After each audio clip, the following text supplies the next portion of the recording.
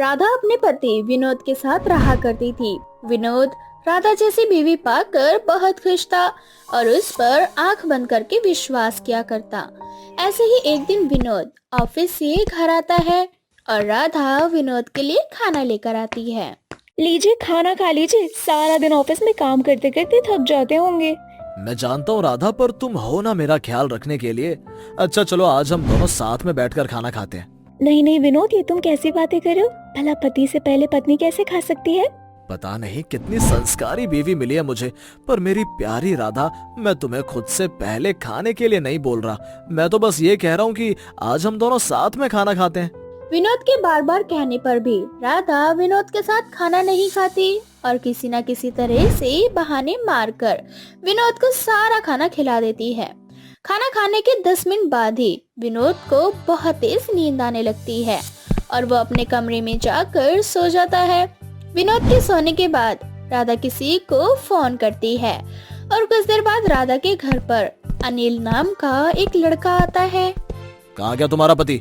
भला वो गधा कहाँ जाएगा? सो रहा है घोड़े बेचकर अपने कमरे में। उसे सोने देते हैं और हम एक दूसरे के कमरे में जाकर प्यार भरी बातें करते हैं। बेचारा विनोद तुम पर आंख बंद करके विश्वास करता है और तुम्हें इतनी संस्कारी कहता है, पर उस बेचारे को क्या पता कि उसकी बीवी संस्कारी नहीं शातिर है, जो हमेशा उसके खाने में नींद की दवाइयाँ डाल देती है और उसी नशे में विनोद पूरी रात सोता रहता है। इतना बोलकर अनिल हंस कर बातें करने लगता है और एक दूसरे के वो बेहद करीब आ जाते हैं। ऐसे ही कुछ दिन बीत जाता है और राधा हमेशा की तरह विनोद को खाने में नींद की दवा डालकर उसे सुला देती। एक दिन आ गए, अब हाथ मुंह धो लीजिए, मैं आपके लिए खाना लगा देती हूँ। नहीं राधा, मेरे पास खाने का भी समय नहीं है। तुम जल्दी से मेरा बैग पैक कर दो, मुझे किसी जरूरी काम से अर्जेंटली निकलना पड़ रहा है। मैं अब 3 दिन बाद ही घर आ पाऊंगा, तब तक तुम अपना ख्याल रखना। पर ऐसे अचानक आप कहाँ जा रहे हो विनोद? राधा, कुछ मिसअंडरस्टैंडिंग हो गई है। मुझे वो मिसअंडरस्टैंडिंग दूर करने के लिए बॉस के साथ आउट ऑफ सिटी जाना पड़ रहा है। अगर मैं कल सुबह तक नहीं पहुंचा तो हमारी कंपनी डूब जाएगी, और अगर कंपनी रोड पर आई तो हम लोग भी रोड पर आ जाएंगे। अब तुम बातें मत बनाओ, जल्दी से मेरा सामान पैक करो। विनोद की ये बात सुनकर राधा मन ही मन बहुत खुश होती है और जल्दी से विनोद का बैग पैक कर देती है। विनोद बिना समय गवाए घर से निकल जाता है। विनोद के जाते ही राधा तुरंत अनिल को फोन करके घर बुला लेती है और वो दोनों अकेले घर में एक साथ रहते हैं। पर ये क्या, रात के 2 बजे विनोद घर आ जाता है। घर का दरवाजा खुला था। विनोद सीधे घर में जाता है जहाँ वो अपनी बीवी को किसी गैर मर्द के साथ देखता है। राधा, ये आदमी कौन है जिसकी बाहों में तुम हो?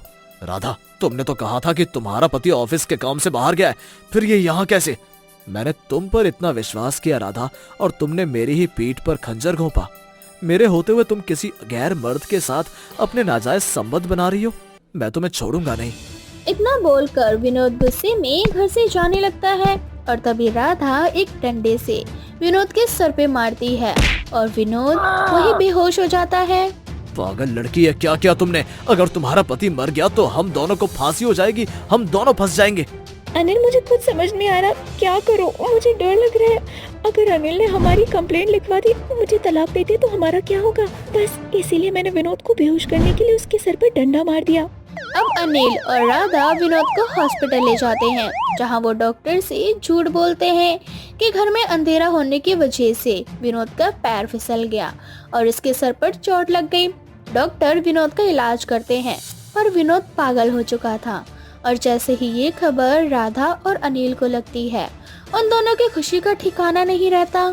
चलो ये अच्छा हुआ, सांप भी मर गया और लाठी भी नहीं टूटी। तुम्हारा पति पागल भी हो गया और हम दोनों का सच भी सबके सामने आने से बच गया। अनिल, अब तो हम इस पागल के सामने भी खुलकर रोमांस कर सकते हैं। इतना बोलकर राधा और अनिल विनोद को घर ले आते हैं। विनोद अब पूरी तरह से पागल हो चुका था। साथ ही साथ राधा और अनिल उसे और पागल करने के लिए उसे दवाइयाँ देना शुरू कर देते हैं।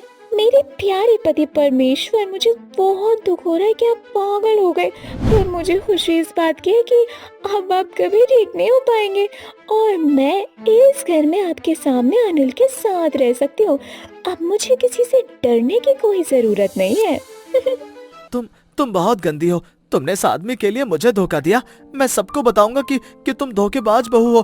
फिर मम्मी पापा चाचा चाची सब मिलकर तुम्हें मारेंगे और इस बैड बॉय को भी मारेंगे। पर मुझे कौन मारेगा पागल कहीं के?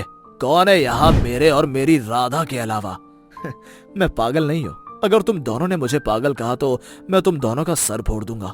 राधा, बहुत बकवास सुन ली मैंने इस पागल की। अब जल्दी से इस पागल को पागल वाला इंजेक्शन दो और कुर्सी से बांध दो। अनिल के कहने पर राधा बिल्कुल ऐसा ही करती है। अब ऐसे ही कुछ दिन बीत जाते हैं और राधा अपने आशिक के साथ इसी तरह से लोगों की नजरों में धूल झोंकती है। एक दिन अनिल और राधा एक दूसरे से प्यार भरी बातें कर रहे होते हैं। तभी उनका घर का डोरबेल बजता है और जब राधा दरवाजा खोलने जाती है तो वो देखती है कि उसकी सास गांव से आई है। अब क्या था, अब राधा जल्दी से अनिल को दूसरे रास्ते से भगा देती है और अपनी सास को घर में ले आती है। बहू, मेरे बेटे के साथ इतना सब कुछ हो गया और तूने मुझे कुछ भी नहीं बताया। कहाँ है मेरा बेटा? वो तो भला हो दामाद जी का कि उसने विनोद की ऐसी हालत देखकर मुझे बताया कि तू विनोद को पागल खाने लेकर गई है। माँ जी, मैंने आपको इसीलिए कुछ नहीं बताया क्योंकि मैं बहुत ज्यादा डर गई थी कि कहीं विनोद जी के पागल होने की खबर सुनकर आपको कोई सदमा ना लग जाए। कोई बात नहीं बहू, अब मैं आ गई हूँ ना, अब मैं अच्छे से अपने बेटे का ख्याल रखूंगी। इस तरह से राधा की सास वहाँ रहने के लिए आ जाती है, पर राधा को अपनी सास का यहाँ आना जरा भी पसंद नहीं आता। पर बेचारी राधा करती भी क्या, इसलिए वो अब अपनी सास को भी रात के खाने में नींद की दवा देने लगती है। पर राधा की सास को राधा पर शक हो जाता है और एक रात वो राधा का दिया हुआ खाना नहीं खाती, जिसके बाद राधा की सारी सच्चाई राधा की सास के सामने आ जाती है। अच्छा, तो ये है असली सच्चाई। मेरा बेटा पागल नहीं है, तुम दोनों ने मिलकर उसे पागल किया हुआ है। अब मैं तुम दोनों को नहीं छोड़ूंगी। मैं भी देखती हूँ बुढ़िया तो क्या करती है। जैसे मैंने तेरे बेटे को पागल किया उसी तरह से मैं तुझे भी पागल कर दूंगी। इतना बोलकर राधा जैसे ही अपनी सास को मारने जाती है वैसे ही वहाँ पुलिस आ जाती है। मैं जानती थी कि तुम दोनों मुझे नहीं छोड़ोगे, इसलिए मैंने पहले ही पुलिस को बुला लिया था। तुम दोनों की काली करतूत पुलिस वालों ने अपनी आंखों से देख लिया। अब तुम दोनों को कड़ी से कड़ी सजा मिलेगी। जिसके बाद पुलिस राधा और अनिल को अपनी हिरासत में ले लेती है और राधा की सास अपने बेटे का एक बहुत बड़े हॉस्पिटल में इलाज करवाती है और बहुत जल्द विनोद ठीक हो जाता है और वो अपनी जिंदगी की एक नई शुरुआत करता है। राधा अपने पति विनोद के साथ रहा करती थी। विनोद राधा जैसी बीवी पाकर बहुत खुश था और उस पर आंख बंद करके विश्वास किया करता। ऐसे ही एक दिन विनोद ऑफिस से घर आता है और राधा विनोद के लिए खाना लेकर आती है। लीजिए, खाना खा लीजिए। सारा दिन ऑफिस में काम करते करते थक जाते होंगे। मैं जानता हूँ राधा, पर तुम हो ना मेरा ख्याल रखने के लिए। अच्छा चलो, आज हम दोनों साथ में बैठकर खाना खाते हैं। नहीं नहीं विनोद, ये तुम कैसी बातें कर रहे हो? भला पति से पहले पत्नी कैसे खा सकती है? पता नहीं कितनी संस्कारी बीवी मिली है मुझे, पर मेरी प्यारी राधा, मैं तुम्हें खुद से पहले खाने के लिए नहीं बोल रहा। मैं तो बस ये कह रहा हूँ कि आज हम दोनों साथ में खाना खाते हैं।